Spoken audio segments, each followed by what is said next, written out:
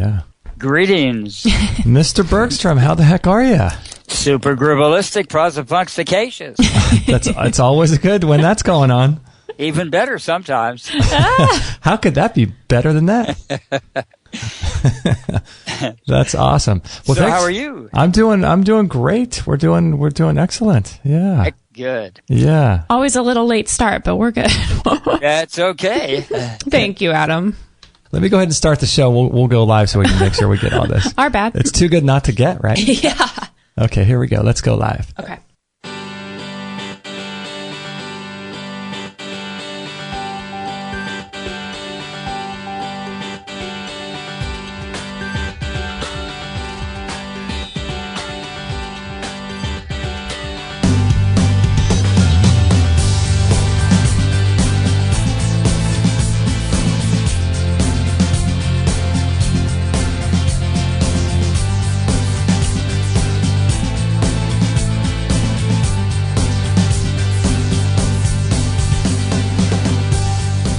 All right. Well, I want to thank everyone for joining us here in the chat room today. This is going to be a lot of fun. We have Mr. Atom Bergstrom on the show. We got a ton of people in the chat room. This is episode 389, right, Kate? You got it. Is that right? 389, right? You are on it today. I wonder what 389 means in numerology. We can ask Adam.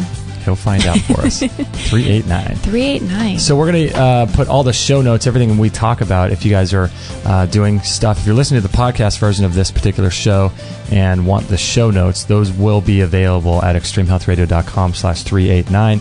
And for those who don't know, we are now, not only are we 100% free shows, which we've always been. We never charge for our shows, but they're all commercial free now. Whoa. Commercials are so 1970s, aren't they?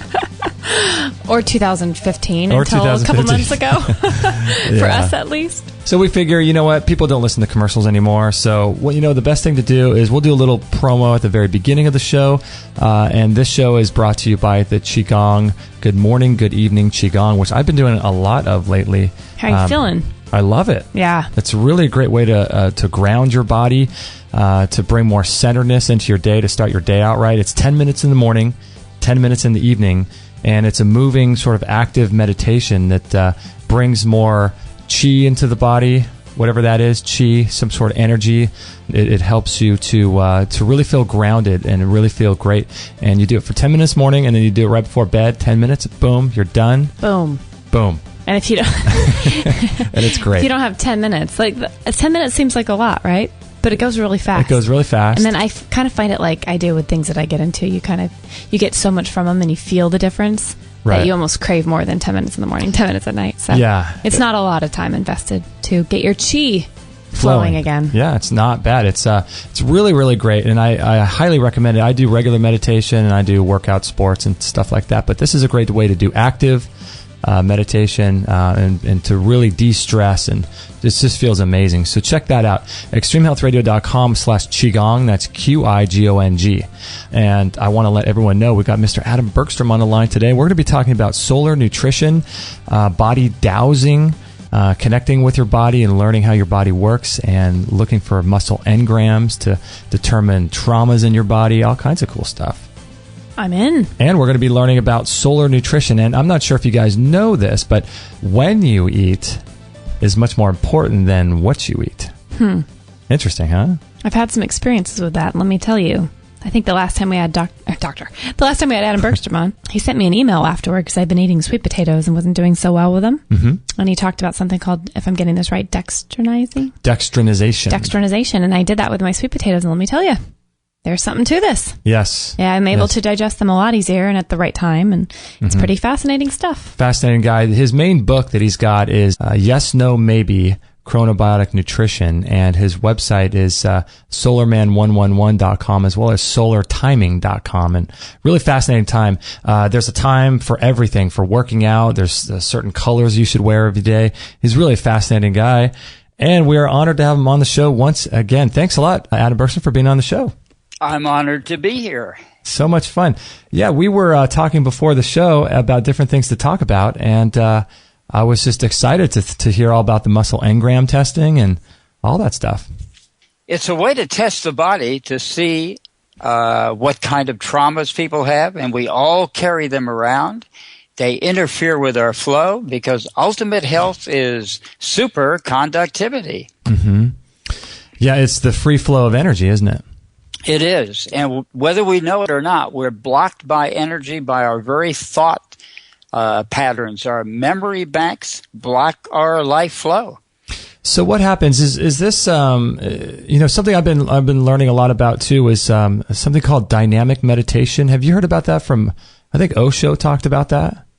I'm vaguely familiar with Osho and those meditations. He had quite a few of them, moving meditations, dynamic meditations, etc. Yeah, fascinating stuff. And they're all sort of designed to do the kind of thing you're doing is blocking or is removing blocked energy. Because what does this do in the body when you have this blocked energy? It prevents healing, or what happens? It interferes with things like proprioception. So it means you'll bump into doors and have accidents. You become accident-free when you have superconductivity. If there's nothing but flow, what can you hit? That's why, theoretically, if you had no muscle engrams, you could throw a ball into a basket, like in basketball, 1,000,000 times in a row and never miss. Why we miss is because of body engrams. That's interesting. So when basketball players, I used to play basketball a lot and I loved it. But they would go into something they would call the flow or the zone, where it almost feels like anything they throw up there, the basket is like the size of a trash can, and then they're throwing a pea into it. Anything they throw up there goes in. And is that what's sort of going on when you get into that zone? Yes, I've seen Michael Jordan go into the zone. In fact, have you ever seen him jump up and the other person starts coming down and he's still hovering in the air? Yes. Like Bareshnikov? I have. That's amazing. I've actually seen that in slow motion on television, and then I've heard about it, but I actually saw it where he was hovering and the other person was dropping. That's an example of superconductivity. Yeah, it's fascinating because he was a guy that got into the zone. Obviously, he was such a good basketball player, but he was a guy that was sort of in the zone a lot. And that's pretty out of this world kind of stuff, though, to actually see that happening. What in the world? Mm-hmm. It's bizarre. Huh. It's very real. It's an example of cellular buoyancy, which is the beginning of levitation. Huh. So when someone is in the zone in their life, what's going on for them? Is it just a lack of bumping into things or having bad things happen, or is it a flow of good stuff as well? They live in the now instead of in their memory banks. When you live in your memory banks, you're actually stuck. Now, I studied with a man called Swami Nitty-Gritty, or Adonal Lay, and he put it this way. You are a product of the past as much as you are a product of the future. Whoa. But you have to clear the past to experience the future. So you're a product of the past. Yeah, can you say that one more time? That's pretty powerful. I sure will. Thanks. You are a product of the past as much as you are a product of the future. But you have to clear the past to experience the future. So what happens when the past is not cleared? You can't really experience the future because you're not living in the now?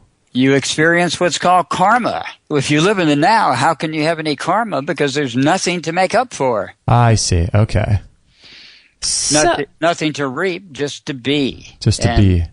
Once you are nothing but beingness, what can happen to you? You can't bump into any doors.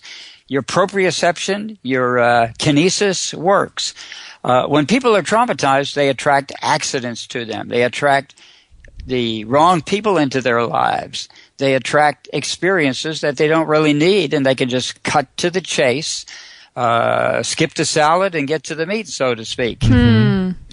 Wow, that's a fascinating concept. So when you have trauma in your life, and now traumas can be really lots of different things, right? Lots of different things. And how you can tell is you watch the body language and you say people's names, and if the name comes up and the body moves, you have a trauma. Now, if there's a trauma on the left side, it's a male engram. If there's a trauma on the right side, it's a female engram. So the trauma on the left side of that person's body, not if you're looking at their left, right?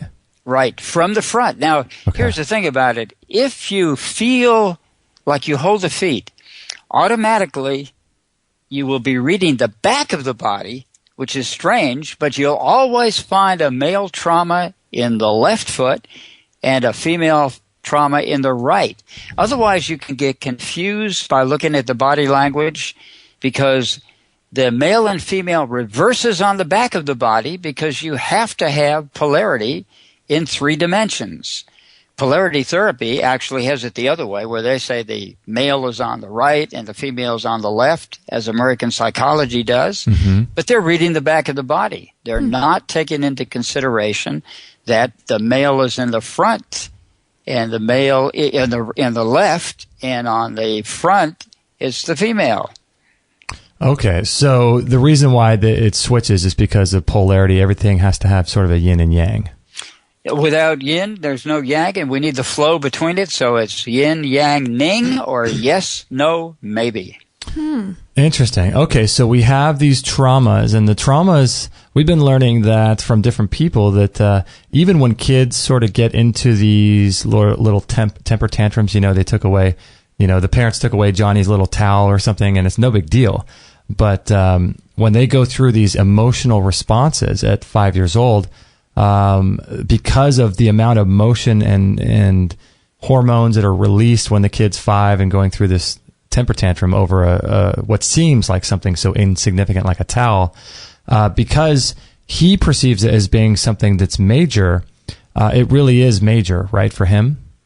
It's a matter of perception. Because if you have a major thing happen to you and there is no perception of it, it doesn't stick. So it is our perception. That's why the worst traumas are the little ones. The big ones, if someone cusses you out, you just, common sense, cuss them out back, equal energy. But if you ever think, oh, that's too little for me to worry about, that's not spiritual, that's where the traumas come from. That's where the diseases come from, the heart attacks, the cancer, all of it. Okay. Now, I'm curious, things like big traumas, people often, I know myself, if you have something very traumatic happen, you block it out.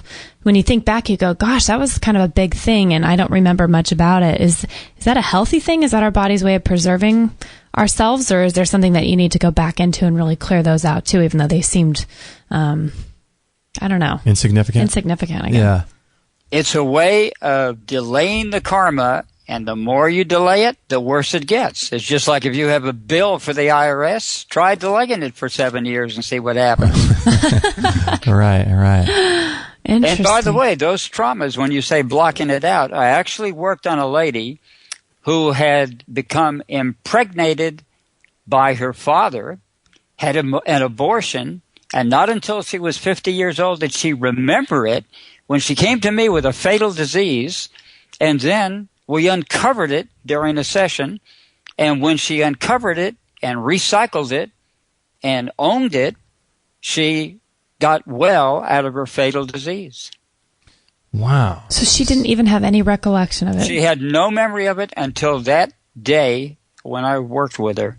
So for 50 years, or whenever this happened, maybe 40 years, she's been living with this trauma that she just didn't remember, and somehow she was causing a disease process to sort of happen in her body, and she didn't even know that the trauma existed.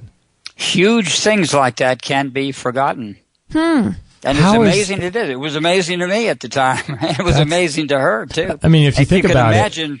Imagine finding out that for yourself just suddenly 50 years after the date, or 40 years, whatever. Wow. That's bizarre. You know what I wonder, as you said that, I wonder if this is even possible. I wonder if it's possible for someone who maybe they don't remember anything like that, something doesn't happen. If, let's say, they have a disease or, some catastrophic disease, I wonder if it's possible through hypnosis or something to create a story of a trauma that may or may not even be true. And I wonder if it's possible for them to create a story and then release the story as a way of overcoming it. Yeah. Hypnotists, and this has happened in thousands of cases, have actually introduced false memories into people. Sometimes well-meaning. They figure they're going to give them a good memory of something. Mm-hmm. Sometimes otherwise. They have actually said, here you're 6 years old. There was a crime happened when this man did something, and then that's in their memory bank now. They believe that actually happened.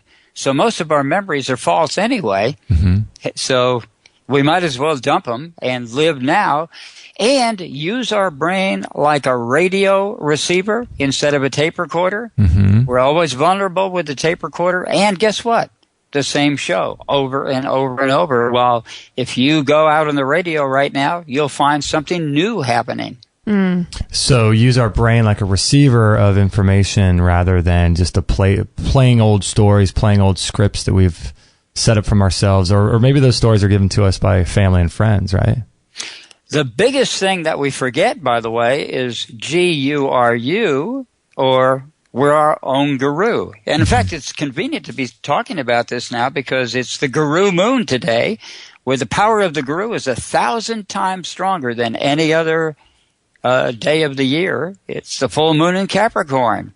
Happy full moon. Wow. Happy full moon. So what did you say? It's 1,000 times more powerful? The Guru principle is 1,000 times stronger today than any other day. What does that mean? They celebrate. It means that the GURU principle is stronger. This is the day to claim your guruship. We are all born enlightened, and the culture takes it away from us, making us forget that. And that acculturation process is a memory bank process. And with body dowsing or body language surveillance, you can find the traumas, eliminate them, and get back to your guru state. You know what's interesting is going back to the story that you were talking about with the person that came to you with the catastrophic disease. I'm trying to think: is there such a thing as any kind of disease that is not caused by an emotional, spiritual trauma? I'm sure there's an exception to the rule, but I've never found one yet. Yeah, because it seems like every manifestation of physical reality that shows up as some sort of diagnosis, or even maybe like a car accident or something, it seems like everything that happens in that way is a result of some sort of spiritual or mental, emotional issue that's going on in our life, doesn't it? There are no accidents, and to solve the problem of longevity, we can't just find some kind of a gene that lives forever, because accidents would get us. It's been estimated that if you had no diseases whatsoever or no old age, the average death of the human race or the human person would be about 600 or 700 years due to accident. So until you eliminate accidents, the longevity factor is always messed with. How many health gurus do you know that, well, they died early, but they died in an accident? Right. That didn't count. Well, it's survival that counts in longevity, not chemistry. That's why all the longevity research is on mice and moles and things like that. They never go and ask very old people just how they survived. I know, they should, right? It's a logical thing to do.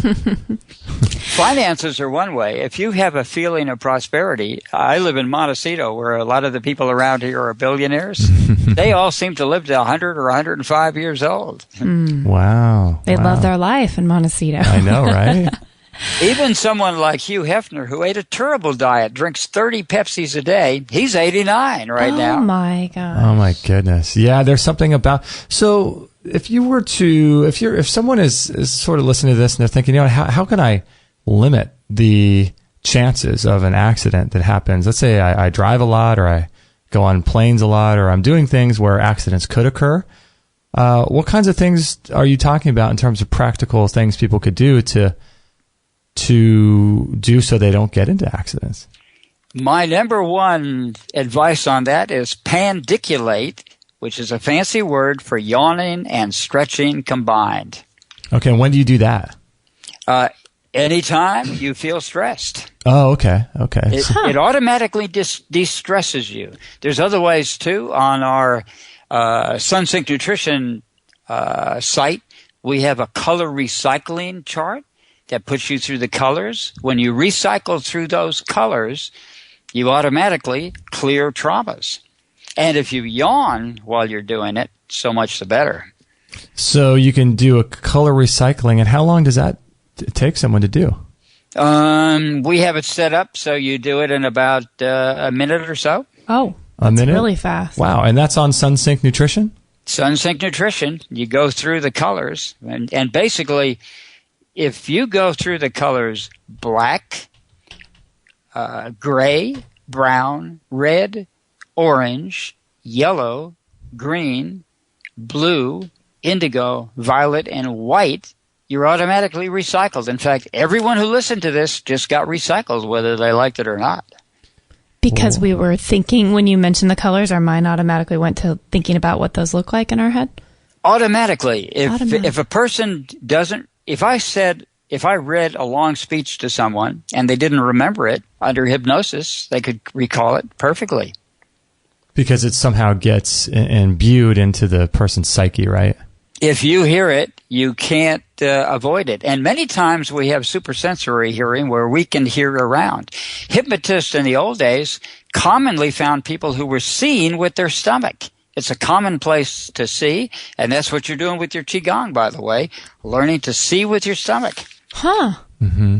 So it's almost, go ahead. Oh, no, go ahead. No, it's almost like the body is the mind, right? It's all connected, isn't it? It's all and one thing. Mind is even beyond that. It's the field. Rupert Sheldrake goes into that in detail. Now, the field is something that occurs. How far away from the body have you heard that occurs? As far as light can travel. Oh, goodness. And that's actually, far. the speed of light squared. What's that? The speed of light squared. So that's a field that we emit, right? That does it emanate from our heart? If I take a picture of you right now, how did you get in the camera? Suppose I had 1 trillion cameras, I could take a picture of you.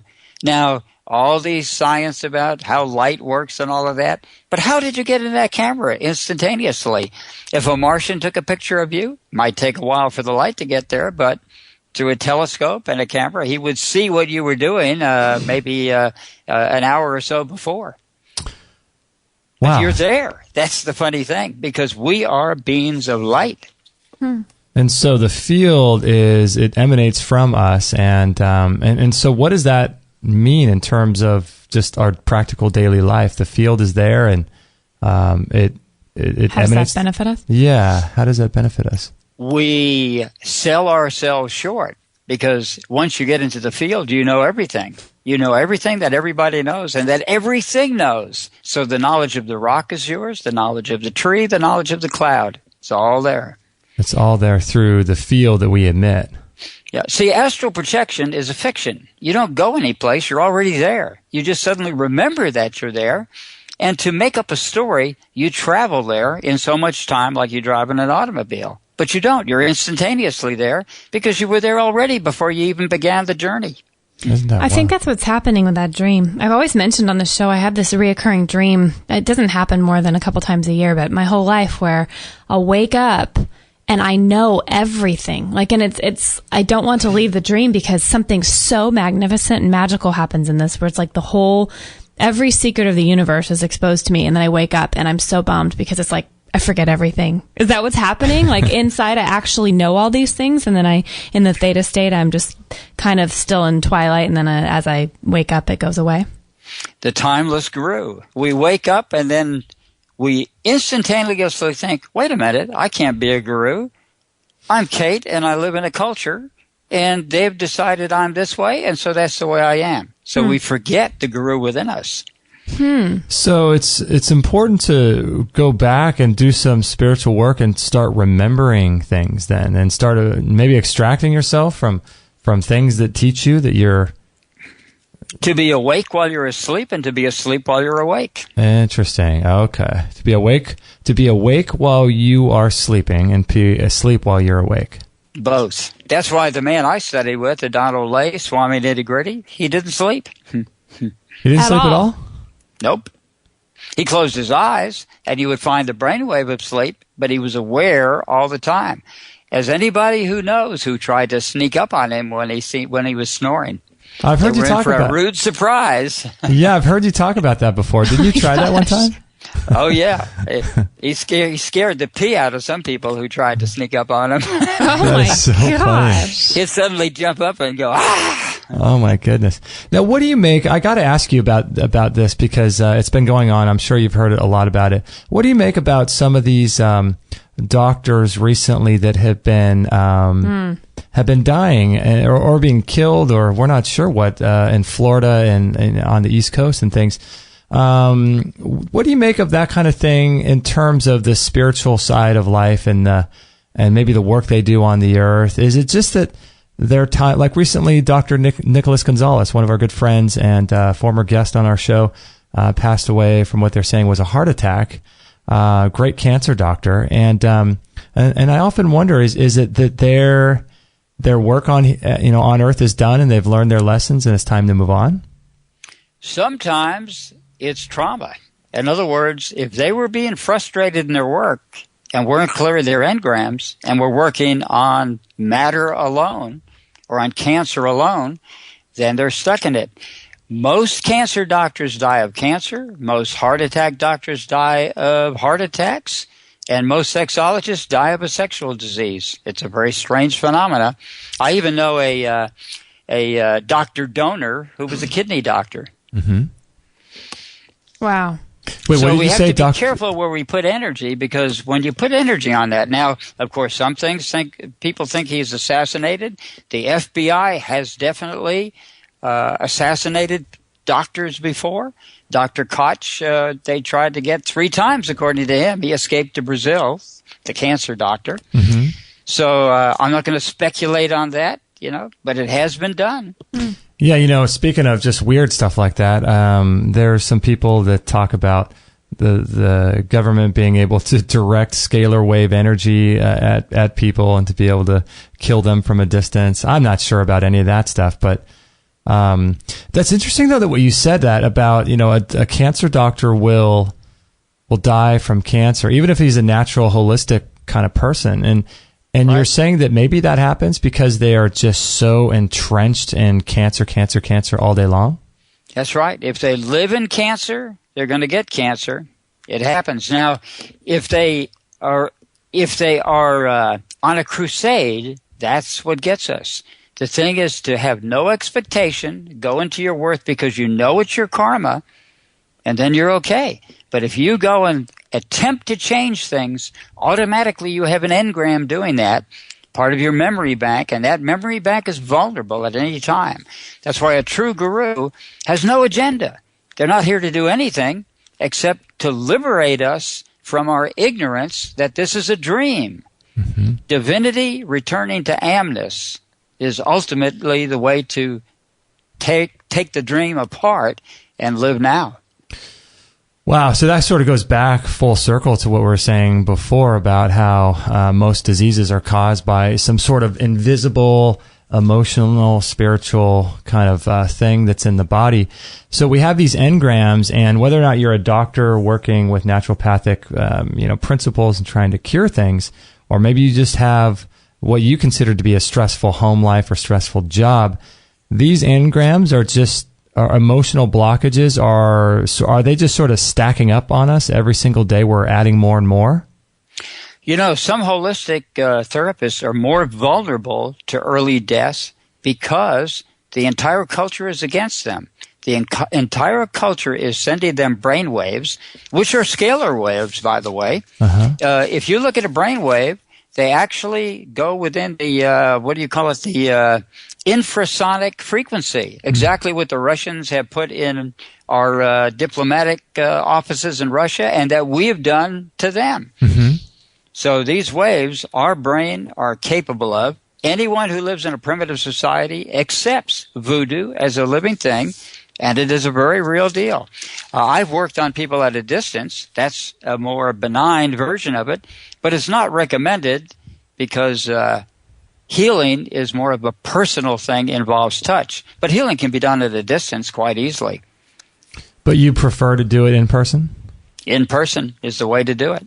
Yeah. Is the way to do it. Because something happens when you're touching someone, when you're actually putting your hands on someone? Well, the sense of intimacy is what heals.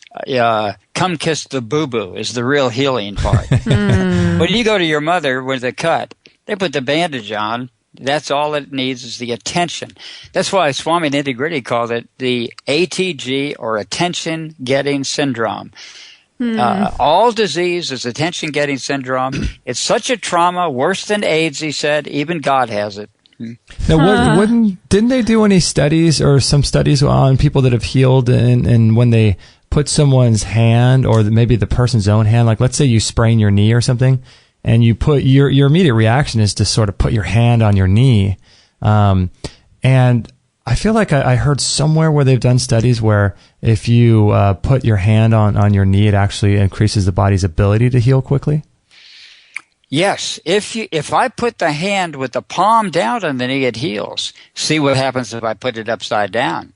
First of all, it seems weird to you, but actually the polarity doesn't mix, and you get a non-healing. With the back palm of the hand on it. The back of the hand is the body language. Suppose I take your hand in both of my palms and hold it. You get a good feeling. But if I put both of the backs of my hands to your hand, you get a bad feeling. And that's because it's very real. It's a polarity match or a mismatch. That's interesting. So what happens when you hug someone and your hearts are close together? Is there anything going on there? They definitely connect, yeah. And by the way, many deaths happen by scalar wave without any kind of malign intent. It's called holding a cell phone near your heart. It matches the frequency. And by the way, the music of the Beatles matches your heart frequency. The music of the Bee Gees will actually stop your heart. Oh, I like the Bee Gees, though. What are they going to do? Yep. Well, fortunately, it has to match your heart rate to do it, but it can actually stop your heart. But usually it goes at a different beat than your heart. But if you match your heart, say you exercise at just the exercise rate, you are susceptible to a heart attack. What do you mean, because of the actual beat or the rhythm of the beat in your heart? Right. Beep, ba-bump, beep, ba-bump, instead of ba-bump, beep, ba-bump, beep.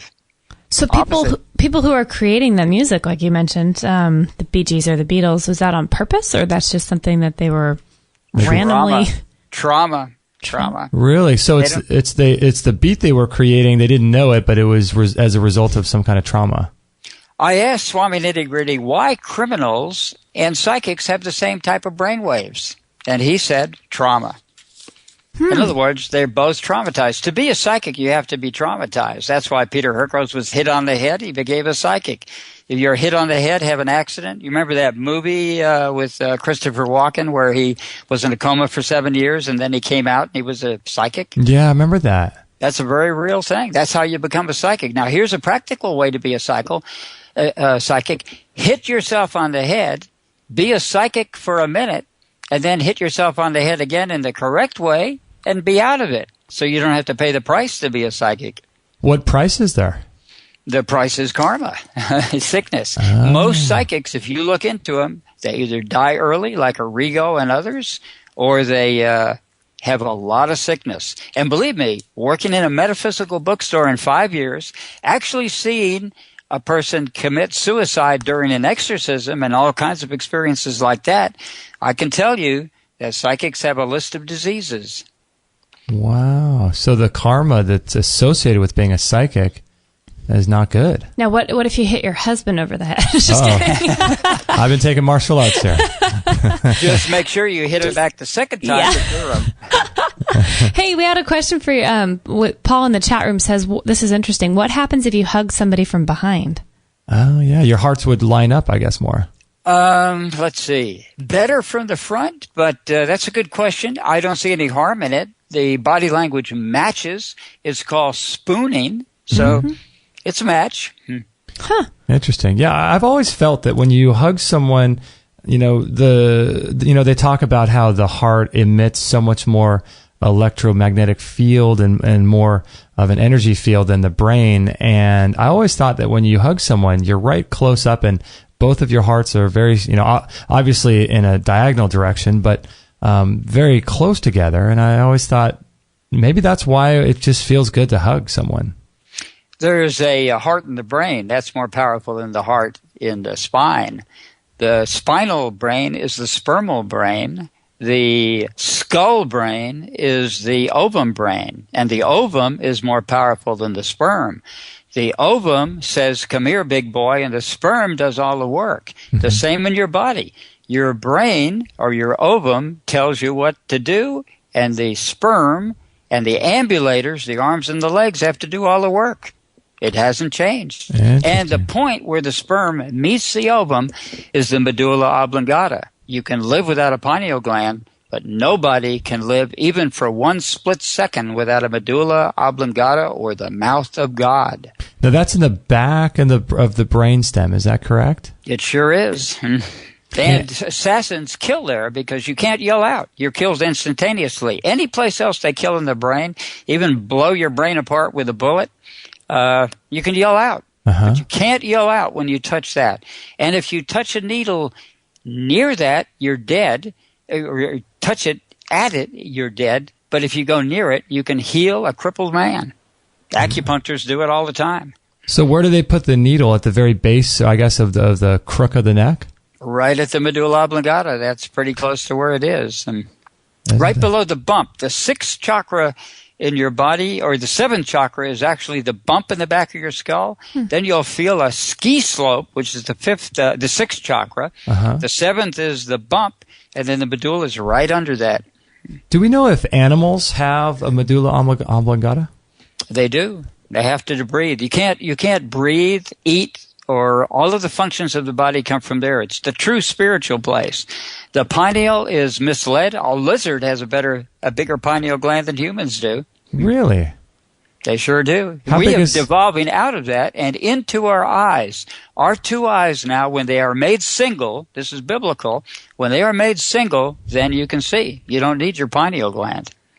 So when let me take that back. You need your pineal gland, but it's not as important as other parts of your brain. What do medical doctors say, just a conventional idea about the pineal gland? What do they say it is and what it's used for? Do they have any thoughts on that? Well, it's very important for solar nutrition and sun-sync nutrition because it determines your cycle and how you live according to time. You are when you eat. We've come full circle. So wow, that's so fascinating. So it has to do with our timing and our circadian rhythms then? Yes. Now, if you wish to generate and activate your pineal gland, what you do is you eat from the trees in the morning, the vine in the middle of the day, and the roots at night. Automatically, you calibrate your pineal gland, which is basically the principle of a Polaroid land camera. If you really understand how a Polaroid land camera works and how it works with calcite, then you'll understand exactly how it works. In fact, fluorine doesn't decalcify the pineal gland. It puts holes in it and models it. So it takes the calcium out of the pineal gland. Yeah, a lot of people these days are talking about how to decalcify the pineal gland, but and they're talking about fluoride in the water that supposedly does this. But what are you saying then? You want to calcify it. You don't want to phosphatize it. There's too much phosphates in our grains and our sodas and other places. Okay. And too much oxygen will destroy it. Carbon dioxide, as the Buteyko breath people know, is actually what will preserve the pineal gland. Carbon dioxide. So breathing properly. Exactly. It's a refrigerant. So it's a refrigerant. If you have it in the brain, you have a cool head and a hot butt. But most people have a cold butt and are hot heads. So breathing, so it's really, you don't want to what did you say, phosphatize your pineal gland? Yeah, like in phosphates, we get too many grains, we get too many phosphates in other ways. Our calcium to phosphate balance is way off, and the way we eat.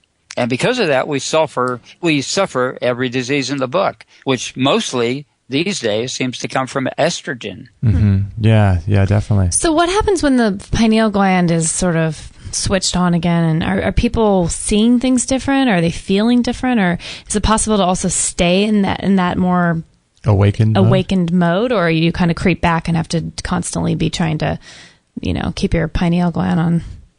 Your timing improves, like the $50 story I mailed you. Mm-hmm. In other words, things come to you as they're supposed to. But normally we live out of time, so our timing is off. But if you've ever gone to the store, then you meet a friend there that maybe you hadn't seen for 10 years and they just happen to be there, that's because you're on time. So spirituality is being on time. It doesn't matter if you're a sourpuss or you're happy or whatever. You're being on time is spirituality. So when we let people know about this show, we said that we talked about it in our newsletter and different places, and we said what Adam talks about is it's more important when you eat than what you eat. And then we mentioned that at the beginning of the show. Give people a little primer if they're unfamiliar with your work. You've been on lots of radio shows and done a lot of shows with us and all kinds of cool stuff, but give people a primer for a few minutes about what solar nutrition is exactly. Well, it's a way of eating on time.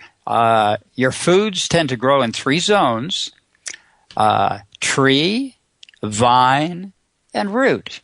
And of course, the trees are going to eat the sunlight. That's what they eat, and that's what we ultimately eat. They're going to eat it in the morning because the sun's shining there. It's not shining on the grass or the grains or the vines. It's shining in the trees. So you eat foods from the tree in the morning. You eat foods from the vines and the grains and the grasses in the middle of the day. And you eat foods that grow underground or right at the ground level or in the ocean at nighttime. It's as easy as 1, 2, 3. So that's the name of your book, Yes, No, Maybe. And so there's 3 different phases of timings when people can eat their food. And it has to do with the angle of the sun. Is that like how it hits the food? Is that right? Exactly. Yoga knew it as the 3 gunas. That's, your sattva, your rajas, and your tamas. And the 3 growth zone cycles are known as the cycle of youth, the cycle of maturity, and the cycle of wisdom. We go through that cycle once a day, 24 hours a day. And if you're on time, you'll catch the train. If you've ever gone to catch a plane and you're late for it, think of all the frustration. The same thing, you're catching that plane at every minute of the day. Okay, so now what are the timings for certain foods? Like we just had before this show a bunch of papayas that are in season now and some banana. Yeah, so what kinds of fruits do people eat or what's the timing of them that they eat those in the morning? Papayas and bananas are growth zone 1, which means they grow on a tree, and they're best to eat from 12:30 in the morning till 12 noon, optimally at 7 to 9, which in the acupuncture clock is stomach time. We have 12 clocks in our body. Lung time, 3 to 5 in the morning. Large intestine time, 5 to 7 in the morning. Stomach time, 7 to 9 in the morning, best time to eat breakfast. 9 to 11, spleen pancreas time. Heart time, 11 in the morning to 1 in the afternoon. 1 to 3 is small intestine time, best time to eat lunch from the vine and the grass. Okay. 3 to 5 is urinary bladder time. 5 to 7 is kidney time. 7 to 9 is circulation sex time. The best time to eat dinner from roots or the sea. 9 to 11 is triple heater time. 11 to 1 is gallbladder time. And 1 to 3 is liver time. And the cycle starts all over again. The Chinese knew this thousands of years ago. So now when you mentioned eating in the midday, like say, for example, grasses and things that are closer to the ground, shrubs and bushes and foods that are not as high as trees, I'm thinking about like grasses and things like that. Grasses are very obviously low to the ground. What about things like chicken? If people eat chicken or beef where the cows are actually a little bit obviously taller than grass, how does that work?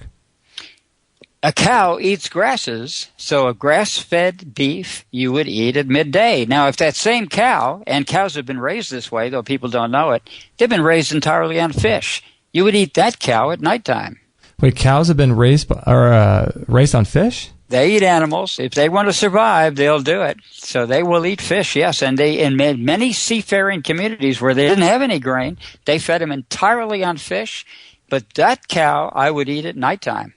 Because so a fish you'd want to eat at night because it lives sort of below the surface of the earth, right? That's right. They cannot get the same ultraviolet rays you and I can get when we go out and get our testosterone and our vitamin D in the sun.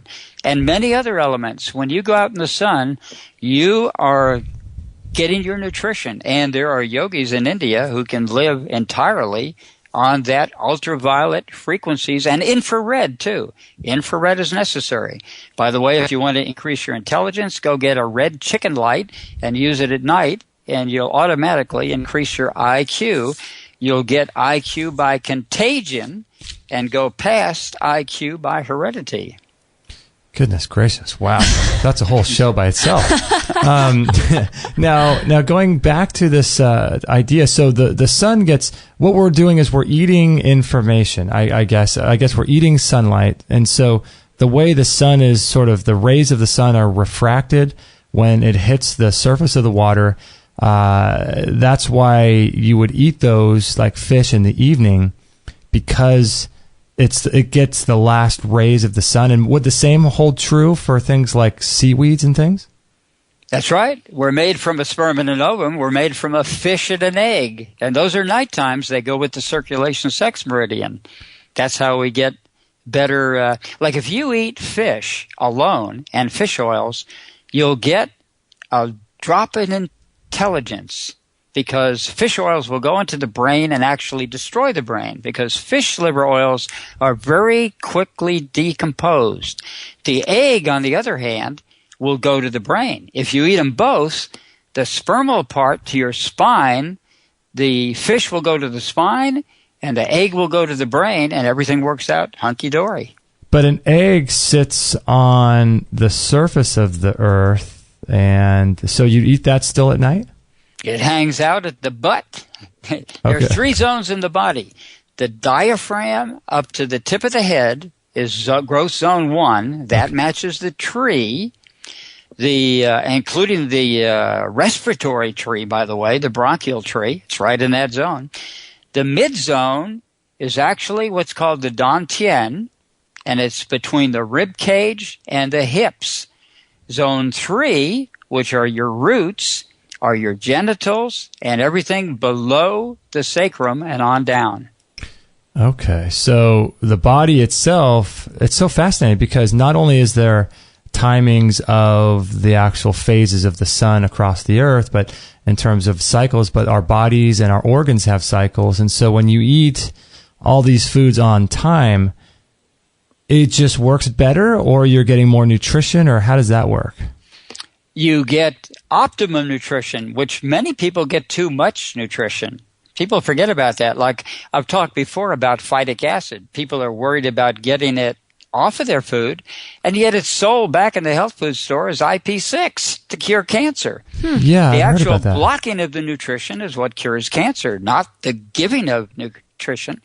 Minerals can actually destroy and cause old age unless you know how to regulate those minerals and move them at the right place at the right time. If I don't move them in the right place, I get a traffic jam here on 101. If they move at the right time, like maybe 3 in the morning, then they're going where they're supposed to go and doing the optimum that we can do. Okay, interesting. Okay, so I got a question about the mineral thing, because I take a little product from Sun Warrior that is a mineral shot. It's like it's got all 72 trace minerals in there and some other stuff, and you're supposed to take an ounce a day. And so I'll take an ounce before bedtime. Am I doing anything by doing that? Is that the moment of truth? Is that bad for me, or what do you think? You're doing it at the wrong time. Do it at the midday. You want that at the small intestine when all of those minerals will be absorbed. Okay, so before and they bed will also not hang around, because we talk about absorption, but we don't talk about utilization and elimination. If you absorb them and they stick in there, like every time people take vitamins that have silicone dioxide in it, that silicone gets into the cell and causes a type of silicosis. So watch your excipients in your vitamins too. Okay, so the vitamins themselves should all be taken at specific times. That's right. They all have to come from someplace. If I get calcium oxide from seawater, I'm going to take it at night.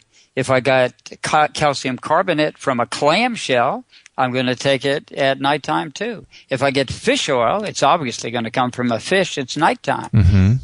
But if I get something from a cow, like if I take gelatin, it's often going to come from the bones of a cow. I'm going to take that at midday. Midday. So unless it's a fish-eating cow, perhaps. Oh, right. One of those rare ones. So what about people who aren't, obviously most people probably are not eating this way. Is the power of the brain overall more important than anything we put into our body if we believe that it's not going to harm us? Is there some truth in that still? You got it. There's all truth in it. If you can get to that point, I do not know of many people who can walk on water and walk through walls. I've talked to people who have seen it done. I've seen my own guru do things that bend the laws of physics. Mm-hmm. So if you can do it, yes. Otherwise, as my guru said, it's only conversation.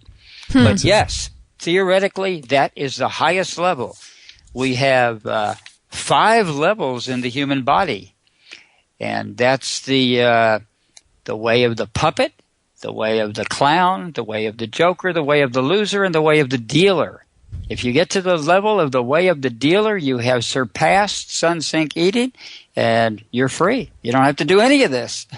Wow, that's my goodness. Crazy. So eating on a solar nutrition plan, you can eat. Really doesn't really matter what you're eating. I mean, I guess you can, if you're a paleo person or vegan or whatever your proclivity is to the certain types of diet, you can apply these principles to any kind of diet you want, right? Right. Most people eat with chemistry. That's the way of the puppet. Mr. Pavlov told us about that. It basically is you're just a product of the minerals moving at a certain time. Mm-hmm. Then you can eat at the level of the clown. That's electricity. Mr. Freud taught us about that.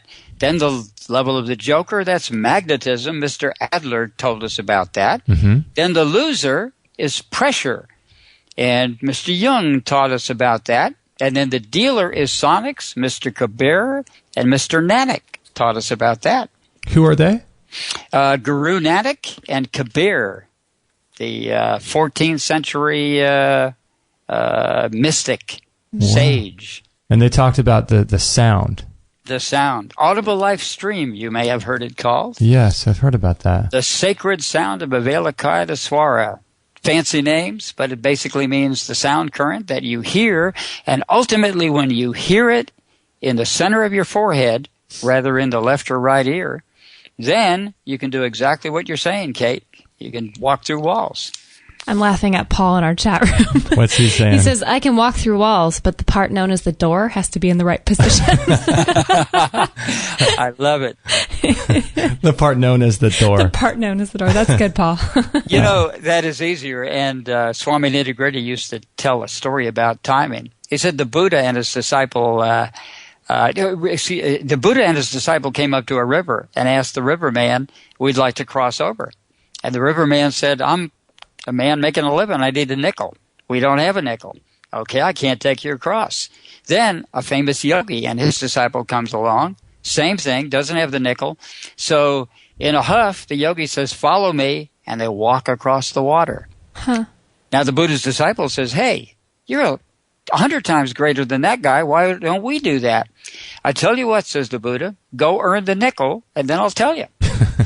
So he goes looking for the nickel, and as he walks along, a tree falls down, darn near hits him, and he says, I have an axe with me. I'll cut up some firework, see if I can sell it. A man comes along in a wagon and says, are you selling that firewood? Yep, 1 nickel. He gets the nickel, runs back to the Buddha. Only took him a half an hour. They go across the river, get there just in time before a big old storm is coming. And now the disciple asks, so why didn't we do that? And the Buddha says, how long do you think it took that yogi to learn that trick? Or to teach his disciple to come along behind him? At least 14 years if he practiced 12 hours a day. How long did it take you to earn that nickel? In other words, walk through the door sometimes is more practical. That's awesome. And by the way, what the disciple missed, and that I missed when Swami Nitty-Gritty first told me that story, is the tree just happened to fall. The man just happened to come along, and they happened to get across the river just before the storm came. Do you notice that the miracle of our life and the timing of our life, that we're talking to each other now, that people are listening to it in this moment of time, is actually the real miracle of life, the breath of life. We're breathing the air right now. Yeah, it's, something must have happened in order for us to all be intersecting at the same moment in time, at the same place. So there must be some sort of magic. Didn't you send me a quote about timing? And I forget what the quote says. The timing of the daily events of our life is the proof that creative consciousness is directing our existence. I like that. Interesting. So that is like what you're just saying, where we're all listening right at this moment. So there must be something powerful or magical, or something must be going on. Justin, Kate, Maggie, and Adam are talking, and this moment of time. It didn't happen in the past. It didn't happen in the future. It's happening right now, and we'll enjoy it. So I want to ask you about those minerals and things. Do you take vitamins much these days, or are you pretty much, because you worked, you managed multiple stores many years ago doing this, and what's your protocol like now in terms of your sort of vitamin intake and that kind of thing? Food. I don't even take herbs, or very rarely. And every once in a while, I might take a little niacin for certain purposes. I'll take it in the middle of the day. Okay. And rarely do take them. I'm not against them. They actually help a lot of people. Again, I managed four health food stores and a vitamin department in Hawaii, besides in another one. Wow. So I'm not against supplements. I certainly have studied all the books and, from Dirk Pearson on through all of them, and have tried all of those, and finally realized that food is the best medicine. Say a leaf of spinach might have 5,000 ingredients. You see, you get a vitamin. It has a few vitamins, and then at the bottom it has these little bitty amounts of things. I get large amounts in like a piece of spinach. Right. Yeah, fascinating. So you're getting what you need. You found a different way to get what your body is requiring instead of having to supplement a bunch of things. And sometimes we do need a hammer, and sometimes we need a mini hammer like homeopathic medicines. I'm certainly not against them. They work. They work for me in the past. I've used my share of zinc tablets. I found better ways since then, but if you have a sore throat, holding a zinc tablet, not an orotate, but an amino acid chelate on the tip of your tongue, and keep it there as long as you can get rid of a sore throat. That's fascinating. I wanted to ask you too. I know time is sort of getting away from us, but we can stay as long as you like. About the idea of body dowsing. Kate's been getting super into dowsing lately, and pendulums and things. And let's talk a little bit about that if you have a second. Sure, got plenty of time. So body dowsing. Yeah, what exactly is that with your body? It's kind of misleading to call it dowsing because we're reading muscle movements. And a lot of other people who practice either NLP and these other ones that say they clear traumas, they walk a big circle around me because I have a way, and the only way I know of, to test for sure if that trauma is gone, if that engram is truly gone. The other ones have ways to clear it. There's lots of ways to clear traumas. But this is the only way I know of that not only I can do, but I can teach anybody to do it within one workshop on how to find the traumas in your body and then eliminate me. Like otherwise people would have to come to me as an expert, but I can show them a simple way to read body language through 7 codes, and those codes are mostly in the feet. In fact, the beginner will get 90% of his information from the feet, and I get only about 50%. It's still a very important part of my work. There's 7 codes. There's foot codes, hand codes, face and eye codes, neck codes, shoulder codes, color codes, and language codes. And so you can read these on other people. Can you read them on yourself? Yes. You can learn to do that after a while. If you will notice, your eyes will twitch at certain things. All true traumas occur on one side of the body. Look at people. What is their smaller eye? What is their larger eye? That automatically tells you where the most trauma is. It's going to be in the smaller eye or the dropped eye.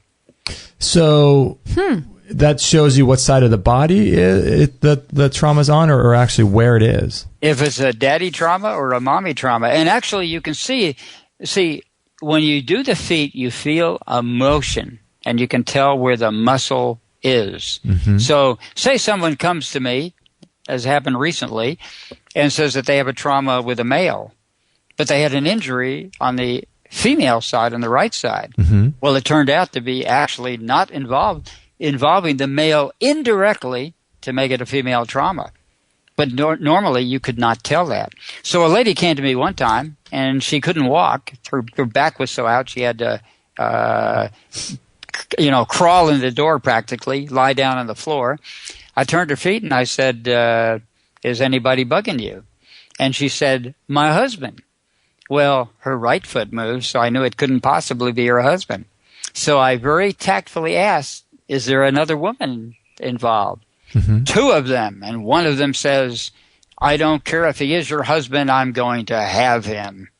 And so I asked another question, do you have any sisters? And she jumped up off the floor, her back completely cured, and said 2 of them. And one of them acts like the aggressive sister, and the other woman that's after my husband acts like the passive one. Mm-hmm. I'm going to give those 2 women a hug and tell them I understand. And after that, she did, and they left her husband alone. Wow. So these things happen. It's not necessarily the husband, so it wasn't showing up as a male trauma for this lady. No, because it wasn't. She had a sister trauma because she was vying for attention with the child. Now, a lot of this I could pick out because I've done this for years. But if someone else turned the feet, like you had a couple together, and someone said, I have a female trauma, and the body would clearly say, no, you don't. You have a male trauma, and then you would know. And most of the problems with all of these clearing methods is they don't get to the actual trauma. So they clear the wrong trauma. That isn't even a trauma at all. It's a false trauma. Someone recently cleared an NLP trauma and taught a person. They got on a plane for the first time and flew with them. Mm-hmm. They did that. But when I got a hold of them, I found out the flying trauma, the fear of flying, was actually a sexual trauma occurred when the person was 14 years old. So they never got to that, and that was going to come up eventually because it was missed. It was never addressed. Now, how can you find out what the actual trauma is when someone is with you and they're lying down? Are you probing and asking questions, or how are you finding out exactly that was, in that case, like a sexual trauma?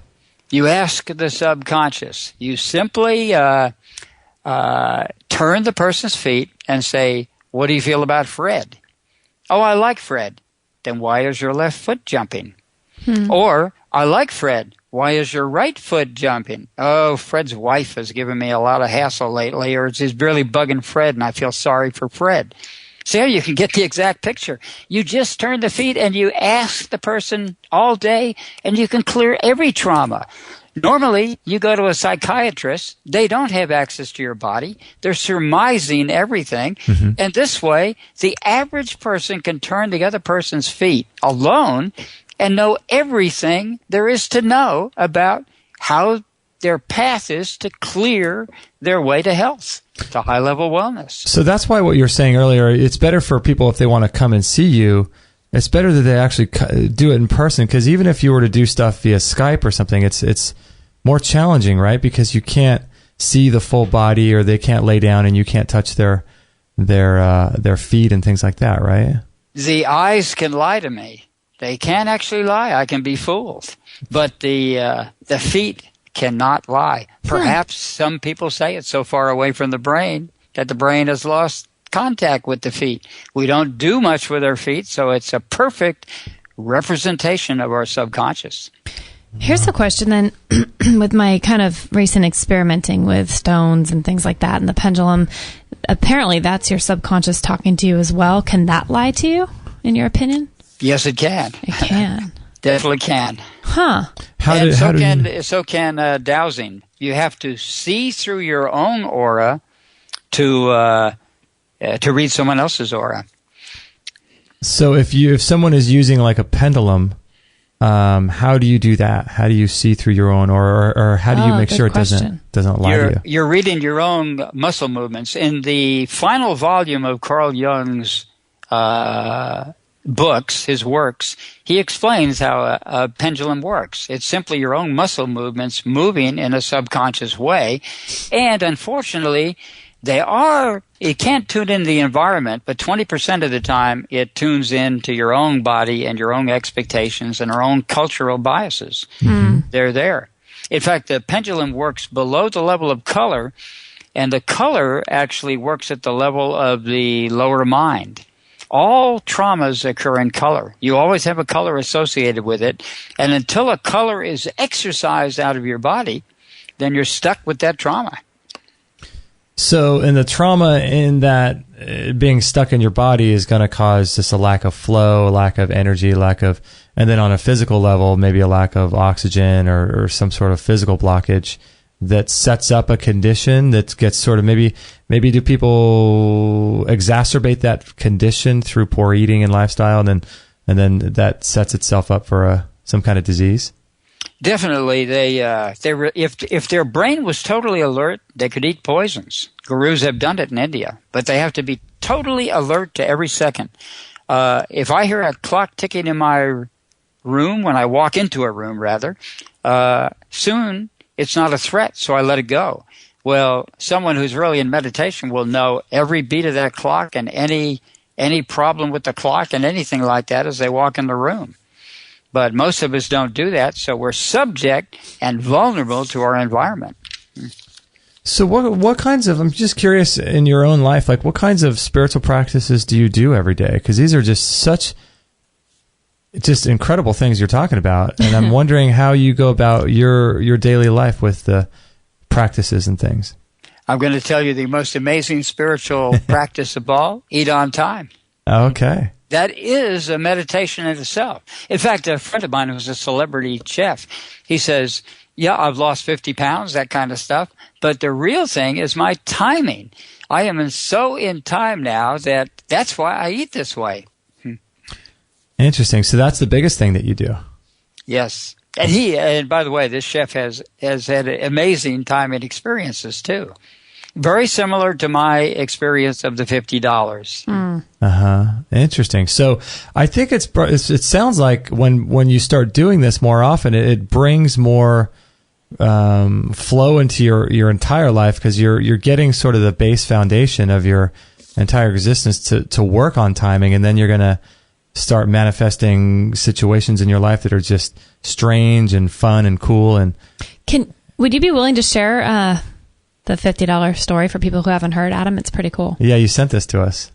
Well, basically from memory, I had a girlfriend and we went up to her cottage up in the woods in Ojai, nearby Ojai.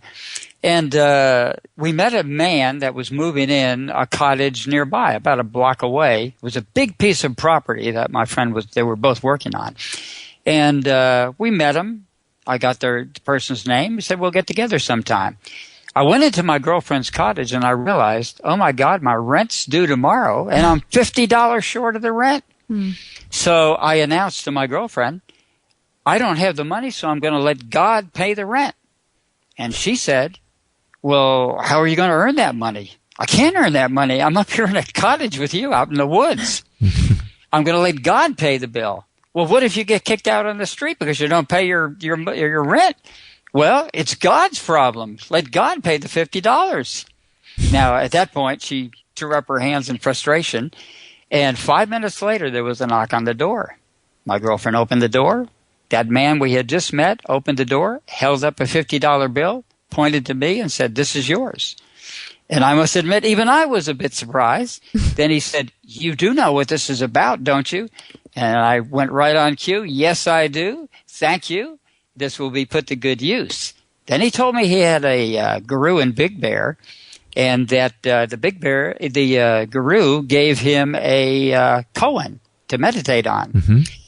When he meditated on it, he left his body and figured that must be the answer to the koan. So he went back in his body. When the master asked the answer of the koan, He left his body. And the master shouted, "Get back in your body. That's not the answer." So he told me that story. I took the $50. I paid my rent. I forgot the guy's name. I really feel badly about that. And never saw him again. But I paid my $50, and here I am today. Wow. What a story. The coolest story. So these are the types of things that are available to people if they start sort of eating on time and doing other things on time, right? Let me tell you another story. I was staying with a friend of mine who's a prosperity guru. He's doing really well these days. But at that time, he offered to make a down payment for me to go to massage school to regain a license so I could practice in the state of Texas. And I said, if this really works, I don't need a loan. I need $2,500, $2,100 for the school, $300 to put in my bank so I can have a bank account for free, and $100 to play with so that I can, in case someone gives me a bad check for my $75 session, I'm covered. He got a little frosted about that, even though he is a great prosperity manifester. So I walked over to the other house that he owned that I was staying in, and there was a letter there. I opened it up, and it was a check for $2,500. So I called my friend up and said, "Guess what? I guess I'm going to massage school." And I did. Oh, my gosh. Check written to you for $2,500? Exactly $2,500. Exactly what I asked for. Someone thought they owed me some money from the past because I had no idea this was coming in. And there it was, the exact amount I had asked for. Wow, talk about that's timing, synchronicity. Right? If it was $2,600, it wouldn't be as interesting. But it was what I asked for. Isn't that bizarre? Wow, what a cool story. Well, how long ago was that? That was in the 1990s, I believe. Yeah, and I dropped out of the school, by the way, and kept the extra cash. Wow. They only took $500 from me because, because. Yeah, so do you, when things like that happen, do you look at them and say, oh, well, there's, maybe I didn't finish that school because of this reason, or there's this lesson to learn, or what do you make of like lessons and karma and things like that? I realized that I'd already gone to a school called the Texas Institute of Reflex Sciences, which was Swami Nitty-Gritty's, and I didn't need to do that. And as it turned out, I didn't stay in Texas anyway. Okay, so you just left, and so then you had this extra money to use. Exactly. Wow. And then it multiplied from that because my prosperity guru friend, whose name is Greg Whiteley, really knows what he's doing. Wow. That is just awesome. And so is he doing solar nutrition these days? All of his group. You cannot be a member of his group, which is like the A-team, without practicing solar nutrition. It's part of their regimen. Really? They now have a wonderful place up in Idaho, 40 acres of virgin timber, and they become farmers. Wow. I have to say, Jennifer in the chat room wrote in and she said, I never wanted to change the way I ate. It seemed inconvenient. I finally tried solar eating and lost 15 pounds. I've kept it off effortlessly. I like solar eating. Isn't that awesome? Wow. Awesome. I wonder, so do you have people that do solar nutrition that eat what we would call a bad diet? You know how people say, don't eat carbohydrates and bread and cookies and crackers and these types of things. Are there people that do solar nutrition and, eat this eat a pizza at the right time? Yeah. Let me put it this way. I know someone who's a solar alcoholic. Oh, interesting. Oh my gosh. Are you really? And they lost all their weight and they ate junk food. And when they attempted to tell their friends what they did, they wouldn't believe them. Wow. That's crazy. A solar alcohol. When is the time if you're going to drink a spirit? Name a drink. Name a drink. Red wine. Your favorite? Red wine? That's favorite. Kidney time from 5 to 7 in the evening. Interesting. 5 to 7. The grape is from midday from 11:30 in the morning till 7 at night. But ideally, you want it to target your kidney. So a lady came into the health food store that I worked at and said she had nephritis. So I told her to go over to the liquor store and get some red wine and drink it from 5 to 7. And she said, Well, this is unusual. The first time I've ever come in a health food store, and the guy sends me to a liquor store. That's the wrong direction. Yep. But then she added, the only time I had relief from my nephritis and the pain is when I had a glass of red wine. And I asked, what time did you drink it? And she said, 6 o'clock. That's kidney time. Wow. Wow, right when you're supposed to. So it just works better. When you eat this way, the body Everything knows. works. Yeah, everything seems to work better, right? Would you go to a nightclub in the morning? Would you go to a health food store at midnight? It's Right. not going to work too well. So it's fascinating, too, that there's not only times of day that you would eat food, but then there's also times that your organs are operating, and that's fascinating, too. Yes. By the way, exception to the rule, I enjoyed operating the health food store all by myself in Carpinteria, California, that I kept it open from 6:30 in the morning till 1 in the morning because I loved it so much. So people would come up to say, "Are you still open?" I said, "Yeah, as long as you want to buy something, come on in." I had my jazz station hooked up, and I just puttered around and had fun. Oh, that's so fun. Wow. How fun. That's fascinating stuff. And you have, if people want to learn more, you have an app, right, that's available at SunSync Nutrition where people can download the app and it could be used on their phone. And what does that do for people? Do we lose Mr. A whole bunch of things. More things are going to be added, and $99, one-time fee only. There's no newsletters. There's no sign up by the month or the year. Mm-hmm. And I pretty much have been doing a blog every day added. Mostly now I've been interested in hypnosis.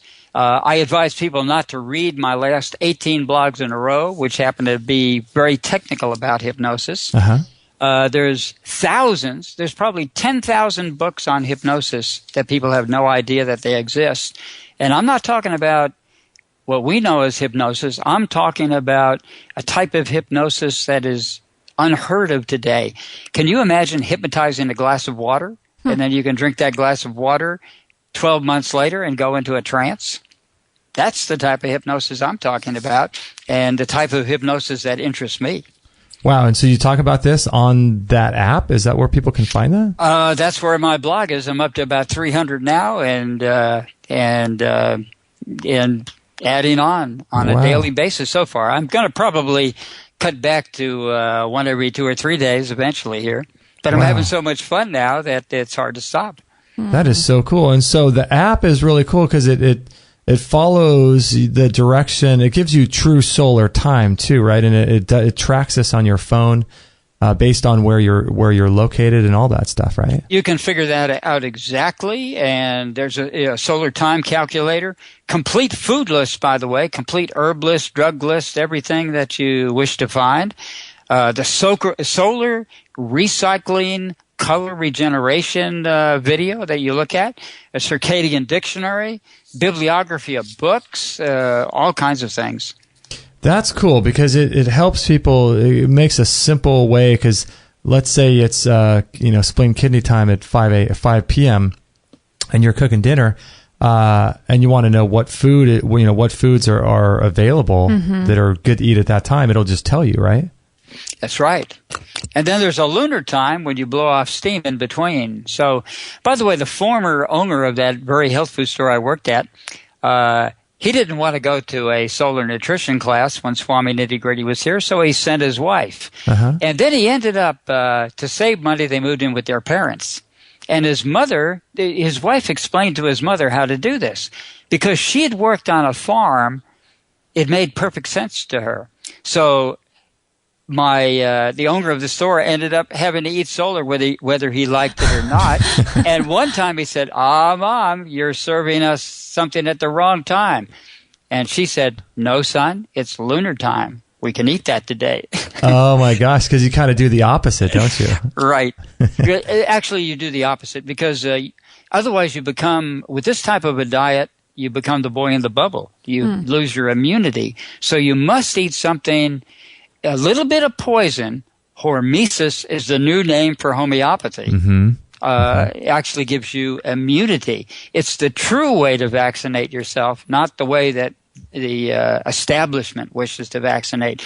Vaccination is a very real thing, but you don't have to go to them to do it. You just take a disease and use it to counter another disease. Mm-hmm. It's well known that if we have the ability to have measles, we can stop smallpox. But if they take the ability to have measles away from us, we can't stop the bigger diseases.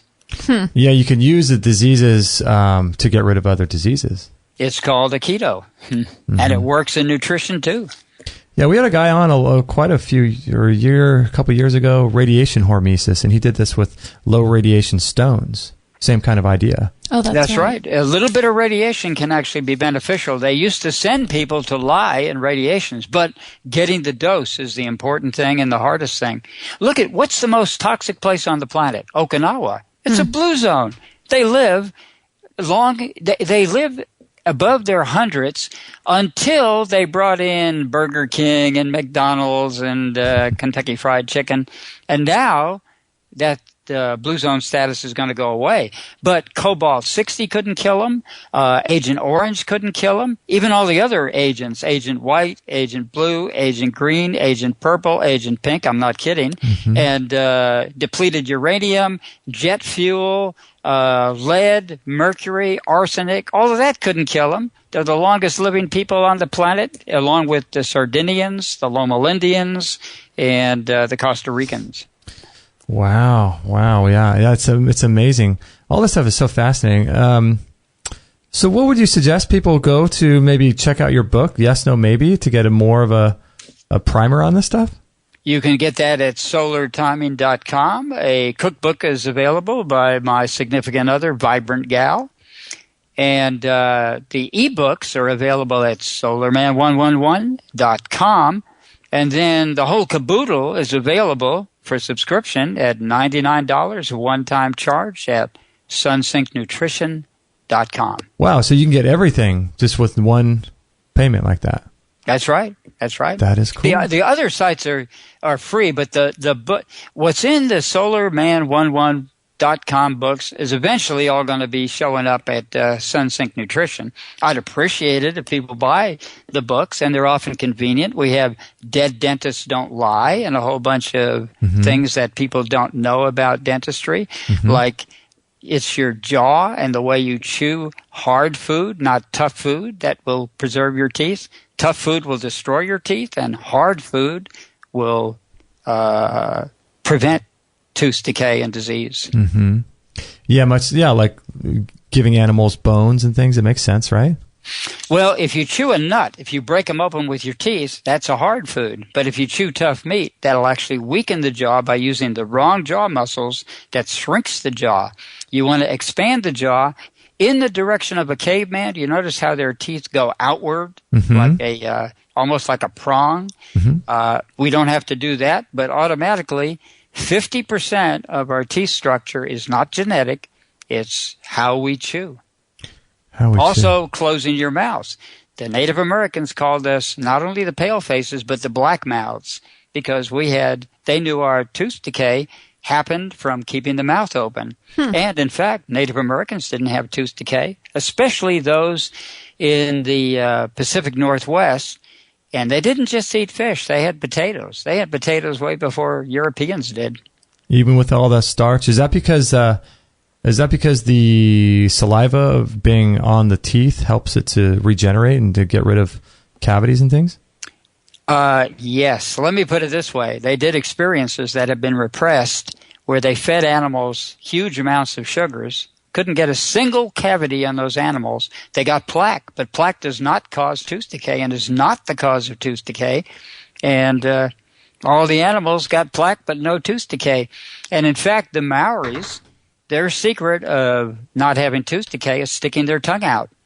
Turn on a video on YouTube and watch how they stick out their tongues. They have the lowest amount of tooth decay in the world, and it never happens in the incisor teeth. Civilized people always get it in the incisor teeth first.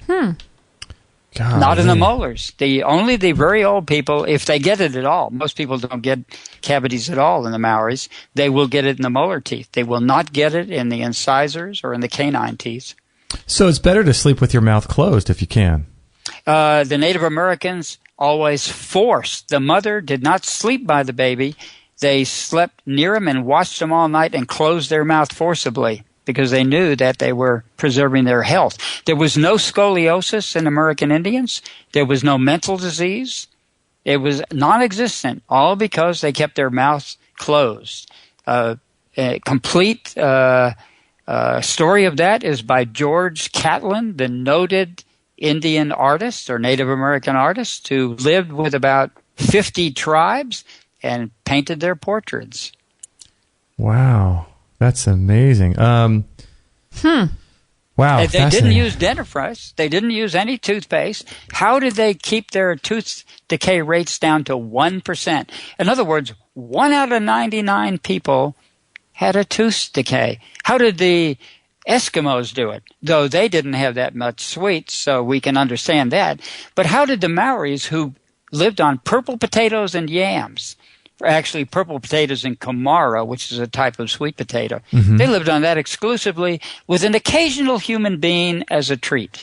Yeah, I've heard about that. Wow. And but they most of the islanders lived on starchy potato-like foods, and cannibalism and pig eating and stuff like that was in the minimal. Same with the Okinawans. They ate very little pig and very little fish. It's mostly the sweet potato is their staple. Mm-hmm. And rice too, right? I don't know about if they eat rice. They probably do, since they're Japanese. Mm-hmm. Fascinating stuff. How do you go from sweet potatoes to a side of human? Oh my gosh, right? That's just horrible. Wow, that's bizarre. Well, thank you, Adam, for being on the show. Man, it's always so much fun having you on. Thanks for inviting me. Hope to see you up this way sometime. Yes, I know. We definitely need to come up there and hang out with you. Get out of town. You bet. All right, hang on tight there, Adam. We're going to close out the live show. I just want to thank everyone for joining us today. Lots of people in the chat room. We really appreciate it so much. And I just want to let you guys know, too, if you're interested, check out that course on the Qigong, too, that we talked about at the beginning of the show. I think you guys are really going to like that. extremehealthradio.com/Qigong, Qigong. And is there anything else that we need to make mention of, Kate? Just for people to share the show on Facebook if they can. Yeah, it's interesting. Yeah, Imagine guys, if you ate on time-ended Qigong. I know, right? I'd love to hear an email from you. Qigong with magnets, maybe. We'll do that. Oh, my gosh, right. So thanks, everyone, for joining us. We really, really appreciate it. Pass this show on to your friends if you can, and we'll catch you guys on the next episode. Have a great weekend, everybody. And a full moon. And a full moon. Bye, guys. I'll be in touch soon with the links. Definitely will. Okay. Thanks so much, Adam. Have a great and timely day. You definitely will. Thank you so much. Bye-bye. Bye. Well, Mr. Atom Bergstrom, how do you do a end of the show with a guy like that? There's too many things. I mean, where do you start? There's too many.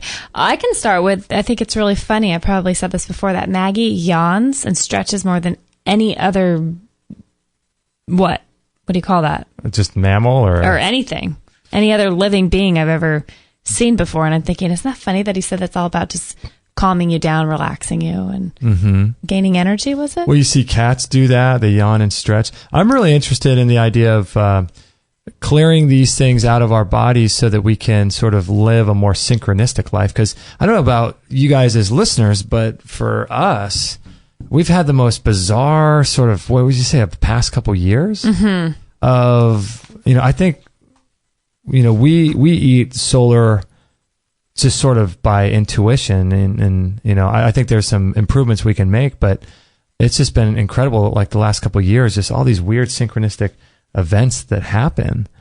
And I'm really interested in, I'd love to learn his whole technique. Yeah. About clearing the engrams and all that. Yeah, engram is a funny word to me. Doesn't it sound funny? Sounds weird, huh? Engram. Kind of sounds evil. Yeah. You hear it and you're like, ooh, it sounds like a bad movie. The engram. Attack of the engrams. Yeah, I think we're pretty close to eating what he's saying, and I agree we could do more to figure out more. But man, it just seems like miracles just abound. It seems like when you're living your purpose and doing what God has for you, these miracles just start coming your way and synchronicities happen anyway. So I don't know. I mean, I guess that I agree that that's being on time if you believe that you have an ultimate plan that's set up for you anyway and that you have free will, but that if you're, I don't know, if you're open to receiving and doing and becoming what it is that you are set here to do, everything starts flowing and it becomes on time. I mean, I think you can add all these things on top of each other, like the doing your dharma, your mission, your calling, you know, that God's called you to do, doing the work you're supposed to do, eating on time. You know, I think you can sort of add a bunch of things in your life that will help this process along. I think so too. What did you think about, I wonder where he got that, the concept of, you know, if we didn't die of old age or didn't die of disease. We die of an accident around 600. I wonder where is he? He's not even a human. I don't know. I don't know how anyone could even know that. I know, but he must have, you know, read books or I don't know, maybe he experienced it through some dream funky? Or something. Yeah, I don't know. I want to know how he knows that cows eat fish.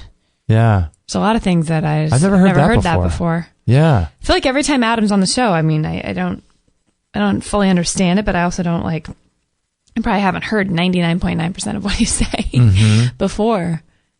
Yeah, I don't know about the accident thing. That's interesting. I mean, we'd have to die of something, but... Well, I mean, I don't know, do we? I don't know. Maybe you're right. Maybe we don't. What's all that stuff in the Bible of how people live till they're 900? That's true. I wonder what that was about. Yeah, what happened to them when they hit 900? I mean, why... Well, what's his name? Did they just break down and go to sleep and that was it? Or who was it? Methuselah that lived to 970 or something? I wonder why 969, why that age and not 2 years later? What happened? Was there some breakdown in his body or what happened? Yeah. Weird, Did you slip on a banana peel and have an accident? Well, I know, that's the thing. It's like... Watch your bananas, meth. There's meth. Crystal meth. If Methuselah was your friend back in the day, that would totally be that'd be his nickname. Crystal meth. Crystal meth. Yeah, it's just, I don't know.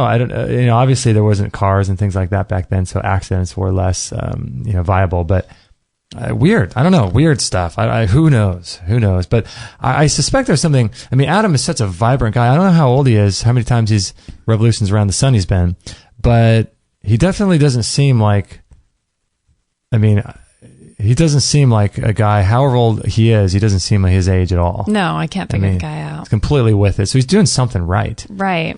Interesting what he said about a lot of these people that work like holistic doctors that, they work all their life in cancer, they die of cancer. Gosh, there's got to be something to that, right? Well, maybe it's just the whole where your attention goes, your energy flows kind of thing, because you're so wrapped up in a work. I don't know.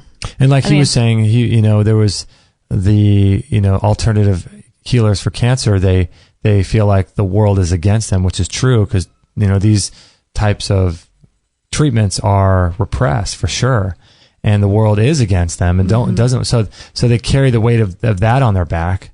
And then they're carrying the stress of their patients. I'm sure they develop some sort of an emotional connection with their patients, and they're not going to save everybody. Right. And so I can imagine how, a cancer doctor would die of cancer, even if he's the most great holistic guy, because it's like all of us have to be doing the work ourselves. We can't just, work. Like I can't sit here and work 12 hours a day on the radio show, even though I want to. And like I told you before the show, I was up till 1:30 last night, sitting in the sauna and jumping on the rebounder, because I was just so, for the last couple of weeks, I haven't done it. Right. And I really miss it. You get out of your... I miss it. Out of the zone. And I just want to do it because I want to take better care of myself every day. And it's one of those things that I think some of these cancer doctors, or, just doctors in general.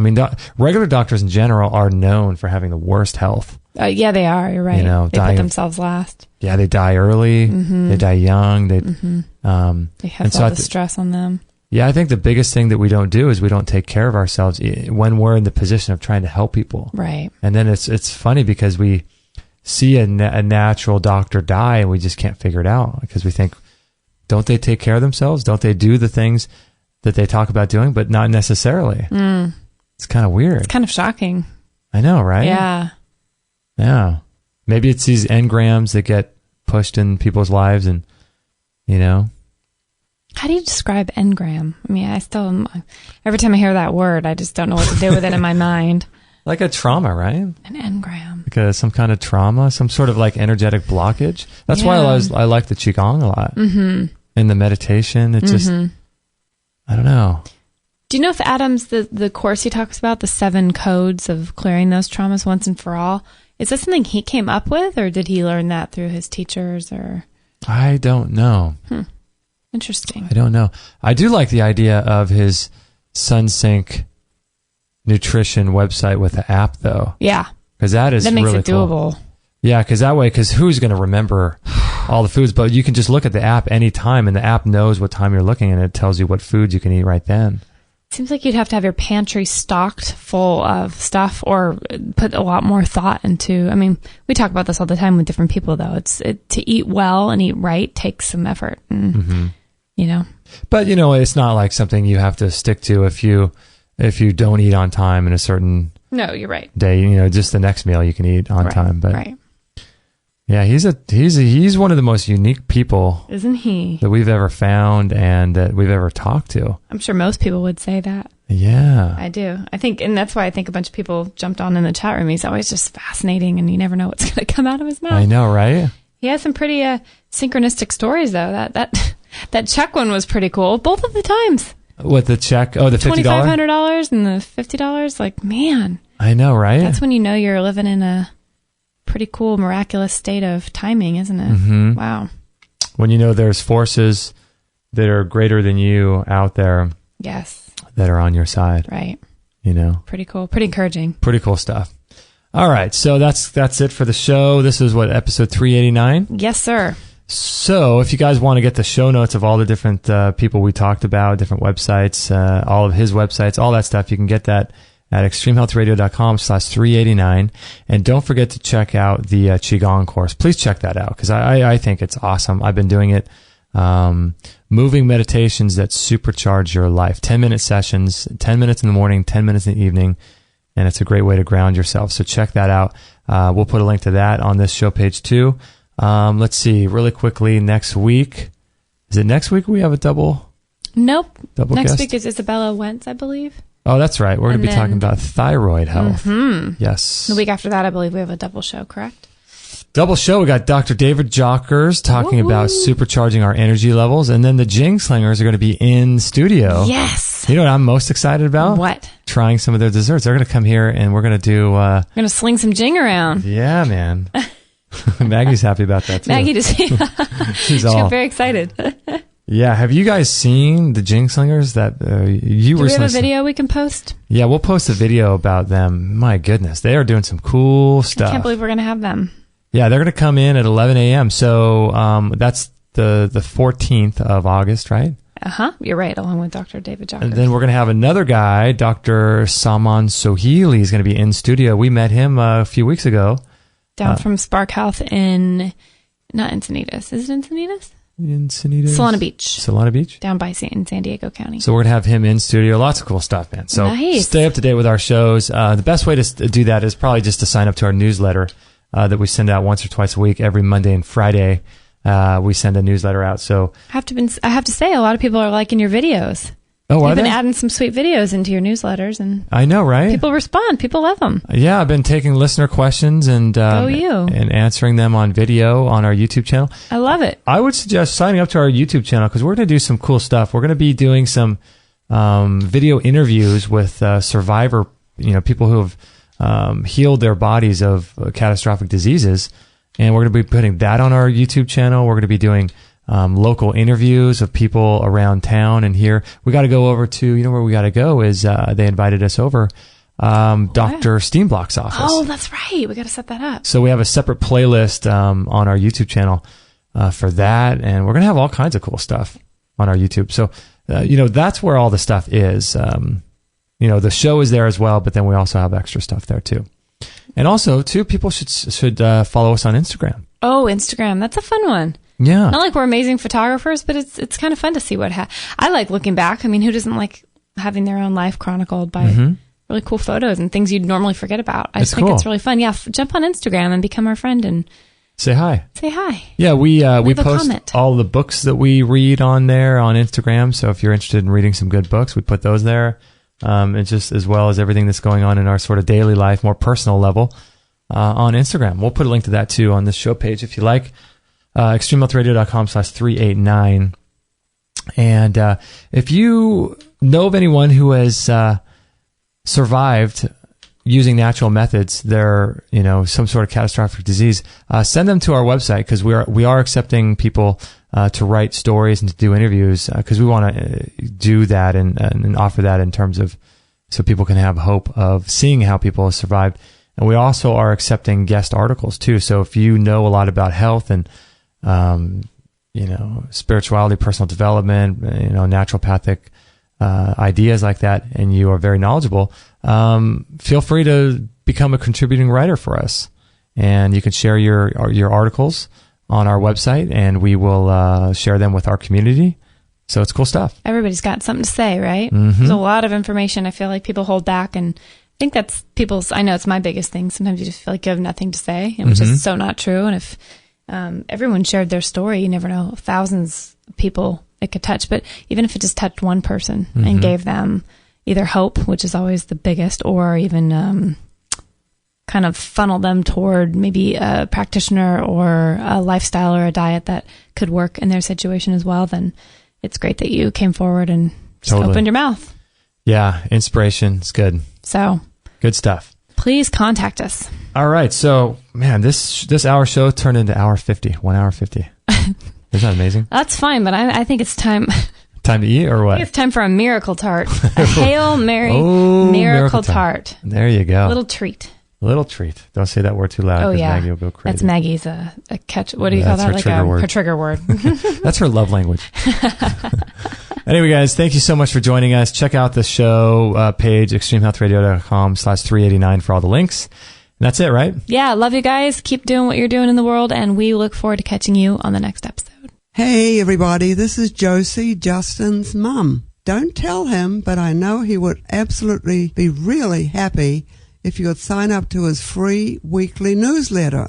And don't forget to share this with all your friends. This is the buzzing bumblebee signing off. That's so good.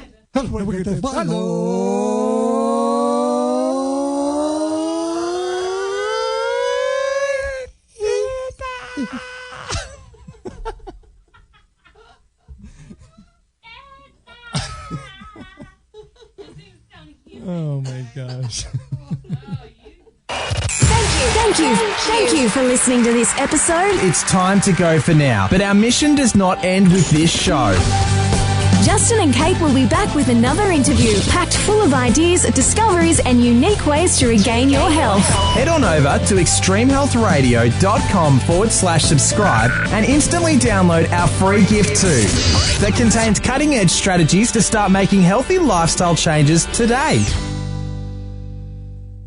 No material on this blog is intended to suggest that you should not seek professional medical care. Always work with qualified medical professionals, even if you educate yourself in the field of live food, nutrition, and alternative medicine. I'm not a doctor, nor am I offering readers medical advice of any kind.